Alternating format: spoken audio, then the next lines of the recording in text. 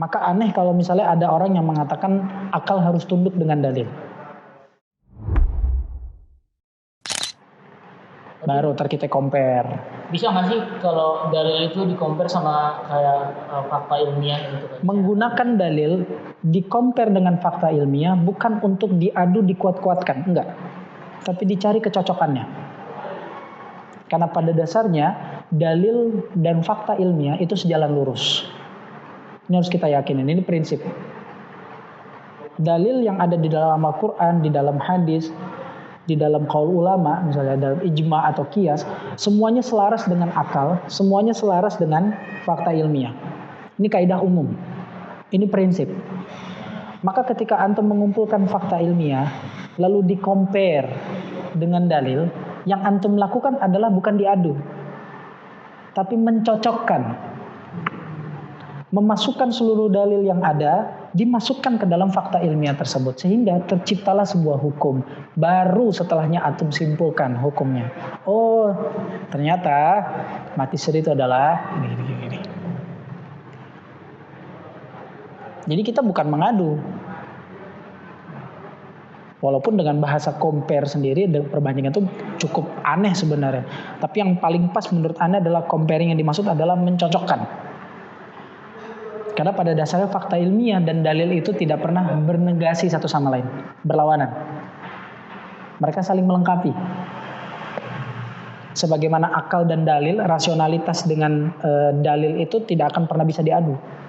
Karena pada sejatinya mereka berdua sejalan, seirama. Tidak ada yang lebih tinggi, tidak ada yang lebih rendah. Akal ciptaan Allah, dalil ciptaan Allah. Sejalan sama. Semuanya sejalan. Itu kaidah umum. Maka aneh kalau misalnya ada orang yang mengatakan akal harus tunduk dengan dalil. Berarti ini secara nggak langsung dia membedakan antara dalil dan akal. Padahal yang tadi Anda bilang dalil sama akal adalah suatu ciptaan Allah yang nggak pernah bisa diadu karena keduanya adalah hal-hal yang sifatnya melengkapi satu sama lain, sama seperti laki dan wanita.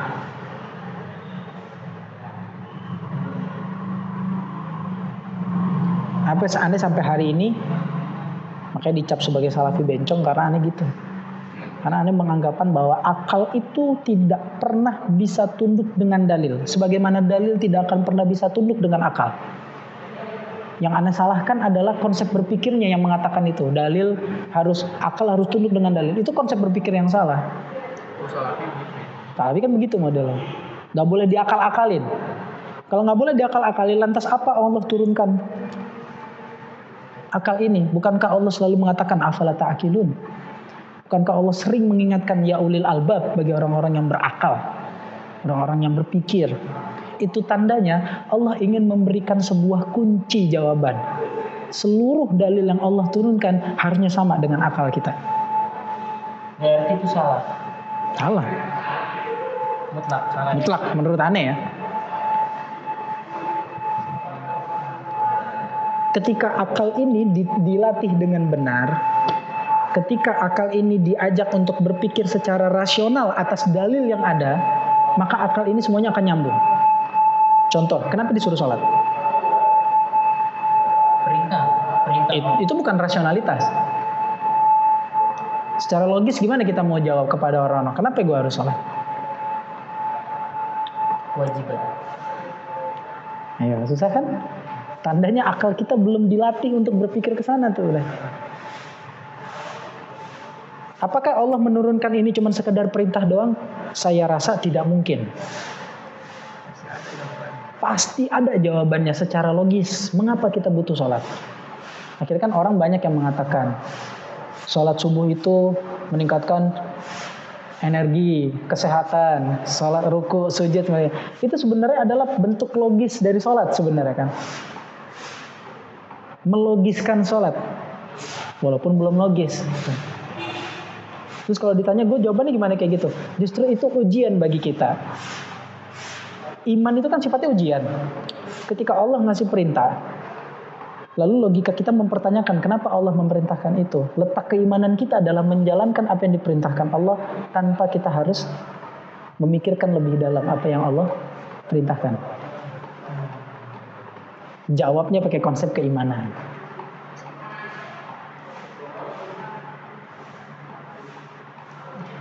Simpelnya kalau ente disuruh mak ente nurut nggak? Iya. Nah, gitu aja udah. Ente nggak nanya-nanya lagi kan? Iya aja gitu. Kenapa kok ente iya aja dengan omongan mak ente? Karena ente yakin. Nah itu dia. Itu alasan logis sebenarnya. Itu logis nggak? Itu logis. Itu alasan logis. Ngerti gak maksudnya? Ini kalau nggak fokus tuh lewat tuh. Ini masalah ilmu kalam soalnya filsafat ini. Terus jawabannya apa? Itu ngomong kenapa ente melaksanakan sholat? Karena yakin dengan perintah Allah. Ya, itu dia itu alasan logis. Kalau ente cuma sekedar menjawab perintah Allah, ya sudah. Menurut saya itu nggak logis alasan itu. Ya sama aja ente kayak disuruh mak ente dan ente menjalankan begitu aja. Nggak yakin. Nggak tahu apa-apa. Tapi berbeda dengan orang yang menjalankannya dengan penuh keyakinan. Gue yakin ini perintah Allah. Nah, gitu loh. Jawabannya simpel.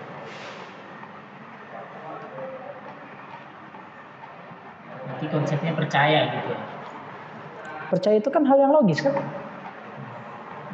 Percaya apa yakin? Percaya sama yakin apa bedanya? Sama aja sebenarnya. Dalam konteks kebahasaan mungkin berbeda, tapi secara tekstual, secara tekstual mungkin sama, tapi secara bahasa, secara konteks bisa disamakan. Percaya sama yakin. Berarti kalau dengan saya percaya dengan kayak yakin itu ya kematian itu adalah hal-hal gaib kan ya. Berarti dengan itu bisa dibilang kenapa percaya sama kematian karena yakin doang gitu. Sekarang gini, Allah Subhanahu wa taala berfirman, Alif Lam Mim.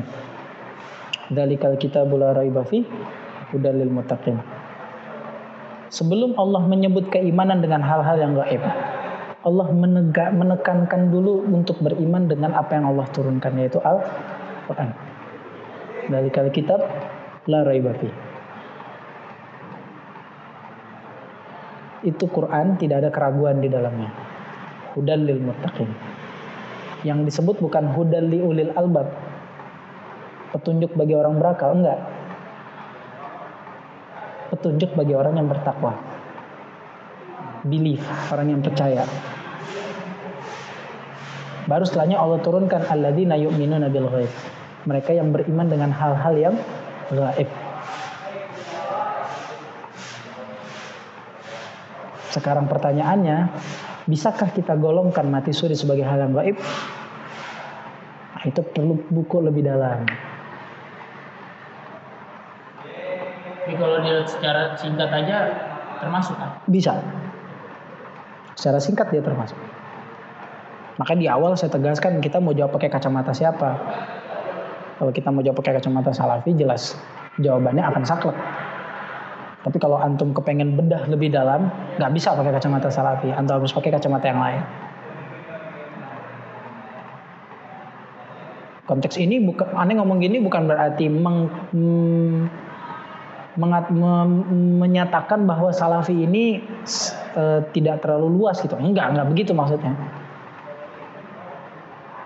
Kita dengan fatwa salafi terkait mati suri misalnya, kita akan dihadapkan dengan fatwa-fatwa yang sifatnya kita nggak boleh mempertanyakan lebih dalam. Pokoknya tinggal harus yakin gitu kan? Ya. Sementara keimanan itu akan meningkat jika kita mau melogikakan keimanan itu. Kalau antum ingin melogikakan mati suri, baru akan naik keimanan antum. Iya, Pak. Ketika antum melogikakan sholat, maka akan naik keimanan antum. Makanya saya membantah orang-orang yang mengatakan logika harus tunduk dengan dalil. Salah menurut saya. Yang benar adalah logika sejalan dengan dalil. Logika secara alamiah akan mengikuti dalil. Sunnatullahnya manusia. Kan kita di alam rahim sudah beriman sama Allah Subhanahu wa taala. Sementara kita lahir dalam keadaan fitrah, otomatis logika yang terbangun pun adalah logika yang fitrah. Logika yang secara alamiah menyatu dengan dalil. Sementara perkataan logika harus tunduk dengan dalil, itu seakan-akan memaksakan logika untuk taat dan patuh dengan dalil tanpa mempertanyakan lebih dalam. Iya, dalilnya kita percaya. Menggunakan dalilnya itu urusan lain, Pak. Dalilnya kita percaya. Aqimus sholat, percaya kita mendirikan sholat. Tapi ketika antum mempergunakan dalil itu sebagai dalil kewajiban sholat, tar dulu. Kita bedah dulu cara antum. Di situ logika bermain. Paham ya maksudnya? Paham. Ngerti ya maksudnya? Ketika orang mengatakan bahwa ini haram, ini halal, dalilnya ini, tar dulu. Antum berdalilnya itu harus kita logikakan dulu. Seluruh pembahasan tentang istidlal, mencari dalil itu semuanya logika. Semuanya logika.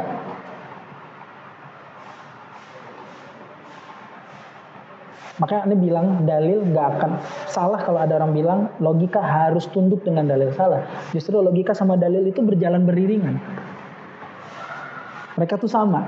Hanya saja orang-orang yang terlalu memajukan logikanya, meninggalkan dalil, ya dia akan lebih superior logika dibanding dalilnya.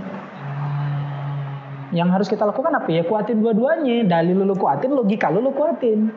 Lu belajar dalil yang benar, belajar Quran yang betul, hadisnya hafalin semua, logika berpikir lu diasah. Belajar tuh ilmu kalam, belajar ilmu filsafat. Harusnya begitu. Orang-orang yang belajar filsafat adalah mereka yang menguatkan logika, tapi mereka nggak kuatin dalilnya. Lewat akhirnya mereka. Akhirnya apa yang disampaikan oleh otak mereka itulah dalil menurut dia. Ya ngaco, makin ngaco kayak begitu. Dalil dan logika selalu beriringan. Mereka tidak pernah muncul dari satu tempat yang sama. Gak bisa. Mereka ini berdua ini memang alam yang berbeda. Logika sama dalil ini berbeda semuanya. Tapi secara alamiah mereka beriringan jalan. Tugas antum adalah mensinkronkan. Mencocokkan. Mensinkronkan dan mencocokkan. Nah, konsep mati suri itu seperti itu. Kenapa Anda bahas sampai di luar? Ini sebenarnya nggak di luar konteks. Ini masih di dalam konteks mati suri. Karena mati suri itu adalah persepsi gaib, tapi sekaligus juga persepsi yang bisa ditangkap oleh panca indera kita. Jelas-jelas tuh orang hidup lagi setelah dicap mati, gitu maksudnya. Itu kan sebuah keanehan yang ditangkap oleh panca indera kita. Namun kita harus memandang ini sebagai bentuk apa dulu. Nah, di situ peranan logika dan peranan dalil akan bermain. Di mana peranan logikanya? Ya antum bedah mati suri itu apa? Definisiin. Terus secara dalil bagaimana? Baru nanti akan ketemu polanya. Berarti nggak bisa langsung di cut gitu. Ya, Anda sengaja di ini Anda nggak mau jawab langsung karena Anda ingin memberikan kesempatan kepada ente buat membedah lebih dalam. Loh, Google aja Pak. Tapi kalau ente serius, dia bahasnya bisa. dinalarin begitu pusing Pak. Iya, justru di situ tantangannya. Di situ tantangannya. Dari dulu saya selalu minta doa kepada Allah Subhanahu wa taala agar mampu untuk memahami dalil-dalil itu dengan logika. Berarti itu nggak salah dong? Nggak salah. Nah terus akal ini ditaruh buat apa? Buat apa? Semakin kita gali lebih dalam, outputnya adalah imannya makin naik kita. Kalau ada yang bilang akal itu untuk membedakan yang baik dan buruk, ya berarti dia cuma menggunakan akalnya cuma buat itu doang.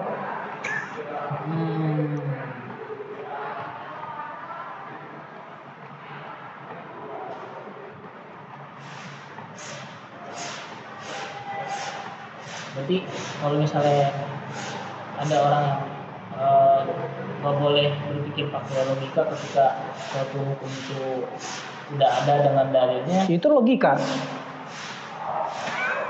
Maksudnya? Dia ngomong begitu logika nggak? Dengan logika aja.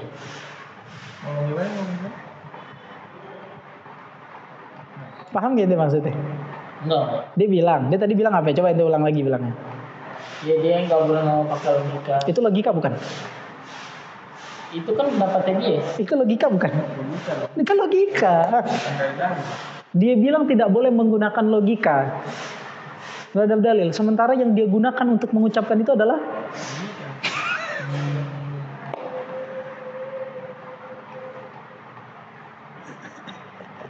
Pusing Pak. Ente ngomong sholat itu adalah wajib. Nah, Itu logika yang ente ngomongin. bukankah itu logika berbarengan dengan hukum? Ya itu dia. Kita tinggal ngomong makanya. Maka anda bilang apa ya? Logika sama dalil harusnya beriringan. Oh iya, ketemu. Ya, ketemu. Ini gue jenius banget gue kalau ngomong ginian gue. Pusing benar. Oh, akhirnya apa? Ketika ente ngomong satu, itu logika. Logika ente dalam otak ente nih memformulasikan informasi yang ente dapatkan bahwa yang berbentuk seperti itu adalah satu. Itu logika. Maka aneh kalau ada orang yang mengatakan logika harus tunduk dengan dalil. Sementara dia ngomong seperti itu logika. Iya, paham. Oke, paham. Dia ngomong nih, logika harus tunduk dengan dalil. Itu logika. Tanyain balik aja dalilnya mana yang ngomong begitu. Logika kan? Dengan seperti itu dia ingin menyatakan logika lebih di atas dibandingkan dalil. Begitu dong, mau nggak mau dia akan ngomongnya. Nah, berarti pernyataan itu harusnya kita koreksi. Yang benar adalah logika dan dalil harusnya beriringan. Maka dalam menghukumi mati suri, konsep kedua ini bisa disatuin. Ini ketemu. Karena bagaimana tergantung sedalam apa antum menggali di antara keduanya. Ketemu. Caranya begitu. Itu tuh dasar berpikir banget tuh. Mengambil sebuah fenomena, kita taruh di atas fenomenanya, lalu kita taruh faktanya dan dalilnya. Saya yakin dan saya jamin pasti akan ketemu, Jan. Saya jamin, karena saya udah bilang dalil dan logika selalu beriringan.